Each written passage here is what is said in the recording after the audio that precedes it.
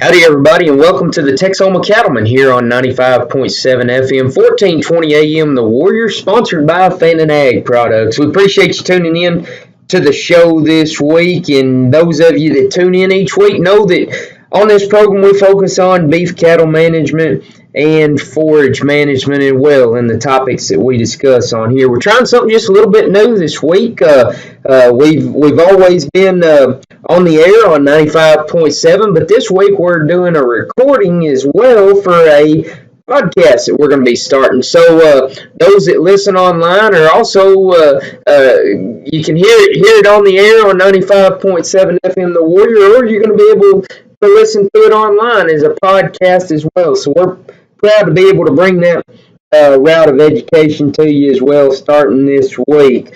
Well, this week we're going to talk about some pests that we deal with pasture and hay meadows, and one in particular that we actually did some scouting for this week and was able to find it here in the county. We're going to talk about that first and then talk about a couple of other pests that we're used to seeing quite a bit.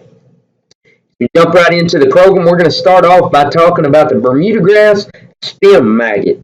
Now, this is the one that we did some scouting for this week, and we're able to find it on the north side of Fannin County. But the bermudagrass stem maggot is a relatively new pest of bermuda grass grown for hay. The larva, or maggot, actually feeds in the top of the bermuda grass stem, and it causes the top 1 to 2 leaves to turn brown or white and the stem to stop growing. Now, when you look at these fields, when you go out and scout these fields, what it's actually going to look like out there is it's going to look like you've had a little bit of frost damage. We all know what bermuda grass looks like after that first killing frost, long about traditionally here in November, second week in November here in North Texas. And we also know what drought stress looks like as well, because we've dealt with that as well just recently here in the North Texas area with the lack of rainfall over the last couple of months. We saw some drought stress in our bermuda grass pastures and hay meadows. As you scout for it, it can also look like a herbicide injury as well. So basically, all in all, you're going to have the top 2 leaves of that bermuda grass are going to appear dead and be dead. The adult stage of the bermuda grass stem maggot is a small yellow fly, and it lays its eggs on the bermuda grass plant. Once the egg hatches, that maggot moves to the top node of the stem. It burrows into the shoot, and it consumes the plant material within the stem. Now, I mentioned earlier it's a relatively new pest here in the North Texas area. It was first reported in 2013 in fields in South and East Texas. Here in Fannin County, it was first reported in 2017 was the first diagnosis that we had of it here in the county. Now, unlike the fall armyworm and the grasshoppers that we're going to talk about here in just a little bit that are pretty well countywide, from what we've seen of the bermuda grass stem maggot, not only this year but in the last couple of years, it's more site-specific, I guess you could say. Now, we did notice it in a few fields on the north side of the county, but it's not something such as the armyworm where you're going to have a hatch across the whole county and just complete devastation all at one time. The bermuda grass stem maggot, again, it's new, but we haven't seen it take a hold just yet like the fall armyworm and the grasshoppers do. The full-grown maggot is yellowish, and it's about 1/8 of an inch long, so really tiny. You can detect it with the eye, but it's really tiny to really make out its parts and everything.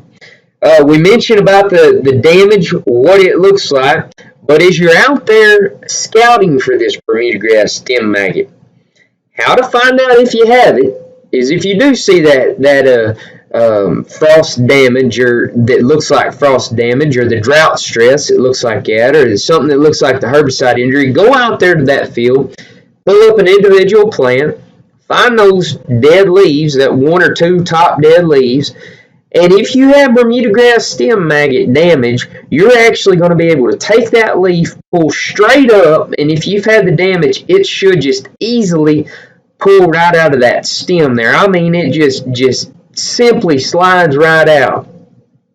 If that's the case, you've been hit with the Bermuda grass stem maggot damage.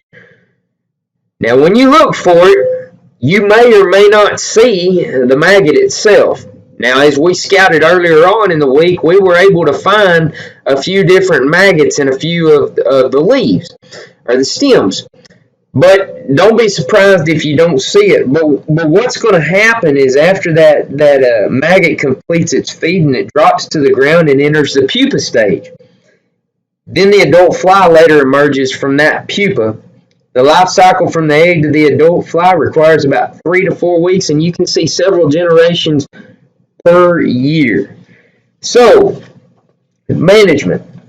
The forage breeders are investigating the hybrid Bermuda grass varieties that have genetic resistance to the Bermuda grass stem maggot infestation. Until they're available, insecticides are the sole means of controlling Bermuda grass stem maggot. If you have any questions about applying insecticides, feel free to give us a call, 903-583-7453. I want to mention just a few of them before we move into our other pests here on the program today. But the ones that are labeled for control of Bermuda grass stem maggot are going to be Declare, Besiege, and Mustang Max. Make sure that if you do apply an insecticide that you read and follow all label instructions before and while applying that insecticide. And again, if you have any questions, give us a call. We'll be happy to help you out. Moving now to the fall armyworm. Now that is a pest that needs no introduction whatsoever, not only in Fannin County but across all Texas. We all know what the fall armyworm, the damage that it can cause, but it's a common pest of Bermuda grass, sorghum, corn, wheat, and ryegrass, and many other crops in north and central Texas. The larva, which is the armyworm, they're green, brown, or black with white to yellowish lines running from the head to the tail, and you'll find a distinct white line between the eyes that'll have an inverted V pattern on the face. Now, at first, armyworms are pretty small. Going to be less than 1/8 of an inch at first, and they'll cause very little damage to the plant. But as they grow, we all know what they can do at about 3/4 of an inch long to 1.5 inches long. They're going to feed for about 2 to 3 weeks until they reach 1.5 inches long. And what they'll do is when they reach that stage, they're going to be pretty plump, but they're actually going to burrow down into the ground, and they're going to pupate. They will enter the pupal stage. Then you're going to have an adult moth emerge, and that moth's going to have a wingspan of about 1.5 inches. Their wings are going to be dark gray, and we call those moths millers. If you ever hear anybody say the millers are flying, they're referring to the armyworm moth. But how you can find them, usually if you'll go out later in the evening, you walk through your yard, your pasture, or your hay meadow, and these moths will start flying up. And if you see those, you might want to air caution to the wind, because you probably getting close to a hatch if the conditions are right. Now, we mentioned the conditions are right. When we get cool and damp, that's going to generate a hatch. And so we watch for those times for sure to notice if we have a hatch. Now, how do you find out if you have them? You got to scout for them. You heard us talk about scouting on the Bermuda grass stem maggot. An easy way to scout for armyworms is you can put on a pair of boots, and rubber boots specifically, and you can walk out of an early morning through that damp dew grass, and if you have armyworms, they'll start collecting on your rubber boots. If that doesn't work, you simply get down on your hands and knees and part that grass apart. And if you have armyworms, you should be able to see them down there against the soil surface. For control, it requires a insecticide, and I'll mention those here. We've got the beta-cyfluthrin products. We've got the carbaryl products, which are your 7 insecticides. We've got the insecticide Prevathon and Corrigan. We've got Besiege. We've got the cyfluthrin, Dimlin 2L, which Dimlin 2Ls, if you're going to apply that, you want to make sure and get it applied when they're less than 1/2 inch. Declare, we've got all the Lambdacide products. There's Warrior 2 and Karate, and then the Lambdacide generics. Malathion, we've got Intrepid 2F, we've got the Spinosad products, and then the zeta-cypermethrin. There are some in there that are restricted use pesticides that we mentioned, and some that are general use pesticides. Again, if you have any questions, give us a call, but make sure to read and follow that label when applying an insecticide or pesticide for that matter. Last pest we're going to talk about as we close out the program is grasshoppers. And there's about 150 species of grasshoppers in the state of Texas, but 90% of the damage to the crops, gardens, trees, and pastures is caused just by 5 species. Now, they'll deposit their eggs about a half an inch to 2 inches below the soil surface in pod-like structures, which contain about 20 to 120 eggs. You'll usually see eggs start hatching about late April or early May. We saw here in Fannin County, the hatches usually, they started hatching this year in 2019 in June and July. So we've got some grasshoppers in the adult stage, some grasshoppers in the nymph stage. You've got a couple of different types of control options on these grasshoppers. One is cultural control, and that is done. Grasshoppers love broadleaf weeds. So in a pasture hay meadow situation, if you can implement a management strategy to take care of your broadleaf weeds, then that will usually deter the grasshoppers. Not saying it'll get rid of them. You'll still have grasshoppers out there, but you're taking away their main food source. That's why we see them more so in the gardens, and we're getting a lot of phone calls right now on the gardens here in Fannin County, but our vegetable plants are going to be broadleafs for the most part. Second way to control them is going to be the chemical control. They're susceptible to many insecticides, and I'm going to mention those that are labeled for the pastures and the hay meadows. We'll mention those. You've got Mustang Max, Karate Z, which is the lambda-cyte product, Baythroid XL, Dimlin 2L. Now on Dimlin 2L, you heard us mention that on the Armyworms less than a half an inch.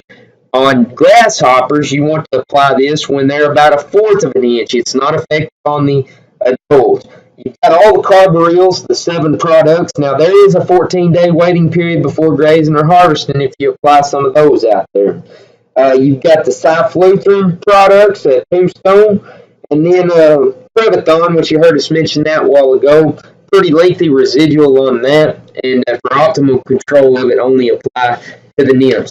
All of this information that you've heard us mention here on the Texoma Cattleman can be found on the website. It's our forage management website within Texas A&M AgriLife Extension. It's foragefacts.tamu.edu. You can find information that we post here from Fannin County AgriLife Extension at our Facebook page, Texas A&M AgriLife Extension-Fannin County. You can visit us on the web at fannin.agrilife.org. You can give us a phone call at 903-583-7453, or you can send us an email at cody.maxwell@ag.tamu.edu. My name is Cody Maxwell, Agriculture and Natural Resources Agent for Fannin County with Texas A&M AgriLife Extension Service. Appreciate you listening to this episode of Texoma Cattleman.